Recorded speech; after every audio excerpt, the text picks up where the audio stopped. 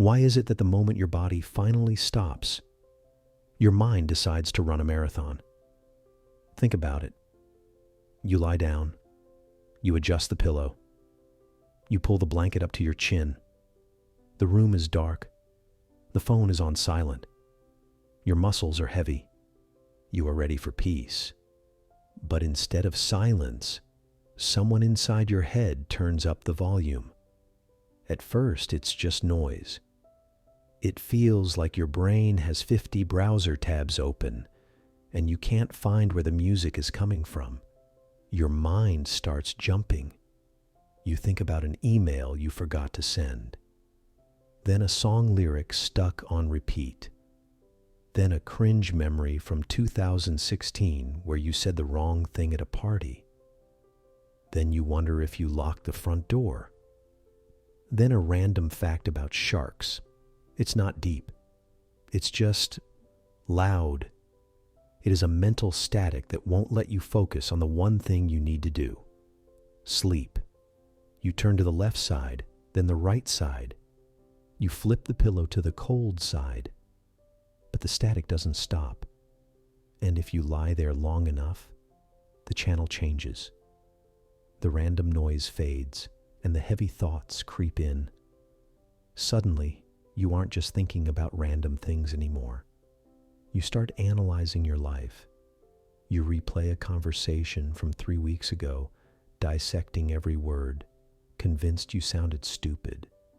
You invent future catastrophes that haven't even happened yet. You feel a sudden, sharp wave of guilt for something you didn't do 5 years ago. Your bed, which should be a sanctuary, becomes a courtroom. And you are the only defendant. You are the prosecutor, the judge, and the jury, all at once. It feels like your brain is attacking you, like it's broken, like it hates you. But psychology, and even philosophy, says something different. This chaos isn't happening because your brain is malfunctioning. It's happening because for the first time in 16 hours, you finally stopped distracting yourself. You aren't overthinking because it's night. You are overthinking because you've been running from yourself all day. And now, you're cornered. Let's be honest about how you spend your day. From the moment you wake up, your mind isn't calm. It's just occupied. You wake up, and before your eyes are fully open, you reach for your phone. Why? To check the time? Or to flood your brain with information so you don't have to think? Then it's the shower, but you need music. Then the commute, but you need a podcast. Then work, emails, Slack messages, conversations, tasks. You jump from one thing to another so fast that most of your thoughts never finish forming. They don't disappear. They just get buried under the noise. We live in an age of constant anesthesia. Every time something uncomfortable shows up inside you, a stab of shame, a quiet fear about your future, a lonely thought, you don't sit with it. You escape. You unlock your phone without even thinking about it. Your thumb scrolls automatically. You watch a video, then another, then another. Not because it's interesting, not because you care, but because silence feels dangerous. Silence means you might actually hear yourself. We don't run into the screen. We run away from ourselves. We use information as a shield. We use busyness as a drug. And it works during the day. The world is loud enough to protect you from your own mind, but at night, the protection fails. The noise stops.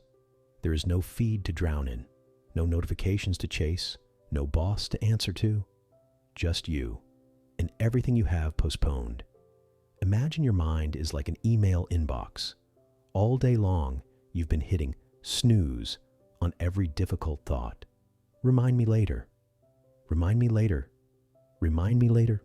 Well, later has arrived. That is why your brain gets louder in the dark. It is not trying to hurt you.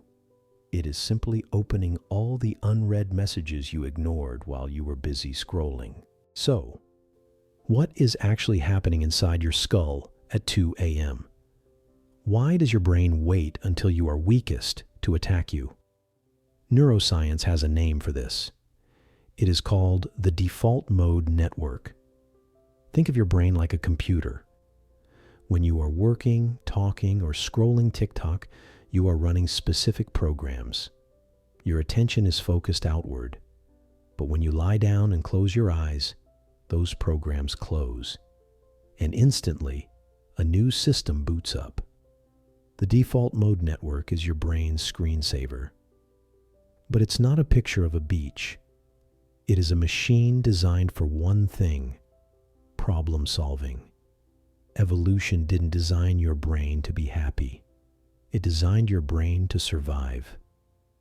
Thousands of years ago, if you were lying in the dark and heard a noise, your brain had to think it was a lion. If you relaxed, you died. The anxious ancestors were the ones who survived. So tonight, when you lie in bed, your default mode network scans your life for lions. But there are no lions anymore. So instead, it finds an awkward email you sent. It finds a bill you have to pay.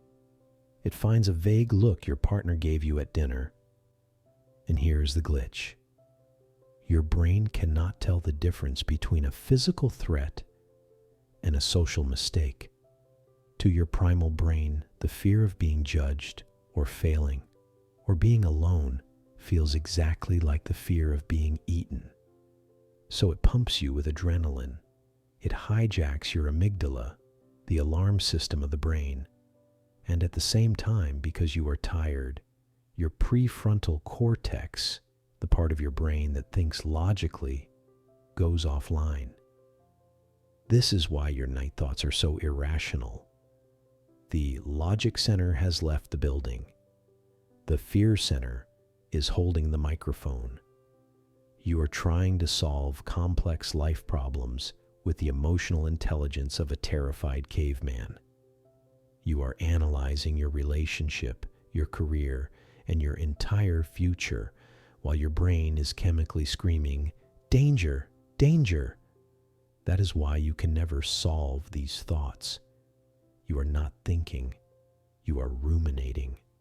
Your brain is frantically spinning the tires in the mud, hoping that if it spins fast enough, it will find a way out. But there is no way out, because the problem isn't real. The lion isn't in the room. The lion is the thought itself. But if we dig deeper than neuroscience, we find something even more profound. The famous Swiss psychiatrist Carl Jung didn't talk about default mode networks. He talked about something else. He called it the shadow. The shadow is the basement of your personality. It is the place where you throw everything you don't want to look at. Your insecurities, your shame, your jealousy, your hidden anger, the parts of yourself that you think are ugly or weak. During the day, you wear a mask. Jung called it the persona. You are the polite employee, the funny friend, the calm partner. You smile when you are angry. You say, "I'm fine," when you are breaking inside. You push the shadow down, lock the basement door, and pretend it doesn't exist. But Jung had a famous warning. What you resist persists. You cannot destroy the shadow. You can only hide it. And the more you ignore it, the hungrier it gets. So, when do you think it comes out to feed? It waits for the moment your persona falls asleep. It waits for the silence. The overthinking you feel at night is not just brain noise. It is a confrontation. The parts of yourself that you ignored all day are demanding to be heard. That sudden memory of failure. That is your insecurity asking, "Why do you act so confident when you feel so small?" That worry about the future. That is your fear asking, why are we living a life that doesn't make us happy? The thoughts are loud because they are starving for your attention. You treat your night thoughts like intruders breaking into your house. But they are not intruders. They are messengers. They are banging on the door because they have an urgent letter you keep refusing to read. And until you open that door, they will keep banging. So how do we stop this? How do we finally sleep? The natural instinct is to fight. You lie there and try to force your brain to shut up. You say to yourself, stop thinking. Stop thinking. Just sleep. But let me ask you, has that ever worked? Even once? Probably not. Because trying to suppress a thought is like trying to hold a beach ball underwater. The harder you push it down, the more violently it pops back up. And the more you fight the shadow, the bigger it grows. So tonight I want you to try something counterintuitive. Instead of locking the door, open it. There is a technique used in modern therapy called labeling.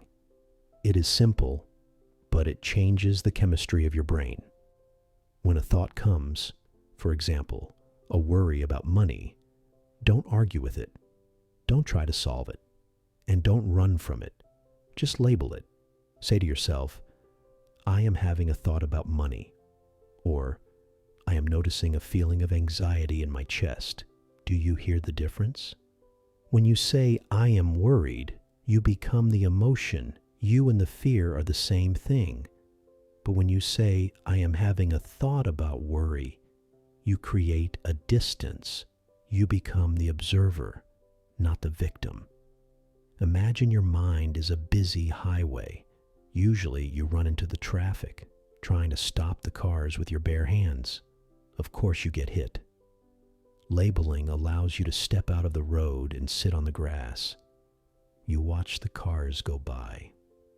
Some are fast, some are ugly, some are loud. But they cannot hit you because you are not in the road anymore. You don't need to clear the highway to find peace. You just need to get off the road. Why does your mind get the loudest exactly when everything around you finally goes quiet? All day you're distracted. Messages, noise, people, movement. Your thoughts don't disappear. They're just waiting. And the moment you lie down, when nothing pulls your attention outward, your mind suddenly decides it has questions for you. You replay conversations. You imagine outcomes. You prepare for situations that may never happen. And sometimes it even brings up things you didn't think still mattered. A sentence you said days ago. A look someone gave you. A tiny moment no one remembers but you. Not because something is wrong, but because nighttime is the first moment your brain isn't numbing itself with noise. When the world gets quiet, your mind finally has space to show you everything you didn't have time to feel. There's no finish line in self-understanding, only moments of truth that feel like coming home. Thank you for walking a little of that road with me today.